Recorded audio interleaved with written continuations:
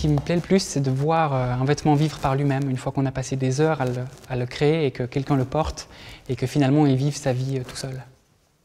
Je m'appelle Luca, je suis designer de mode. Alors ce qui m'a amené à faire ce métier, c'est tout d'abord le dessin, parce que depuis tout petit, je dessine beaucoup.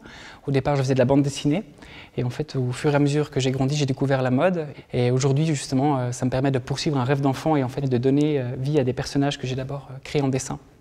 Les qualités qu'il faut pour faire ce métier, je dirais, c'est beaucoup de persévérance, évidemment de la créativité et de la curiosité. Lorsque je me suis lancé en fait, dans cette carrière, ma famille m'a beaucoup soutenu parce que depuis très jeune je dessine, donc pour eux c'était clair que j'allais avoir une vocation artistique plus tard. Et par contre mes amis, je pense qu'ils disaient que ça allait me passer et puis que j'allais faire autre chose ou que c'était juste par curiosité, mais ils ne me prenaient pas au sérieux au départ. Alors mon expérience dans ce milieu par rapport à mon statut d'homme, c'est qu'effectivement il y a beaucoup de femmes qui sont dans la mode, mais qui sont peut-être moins reconnues.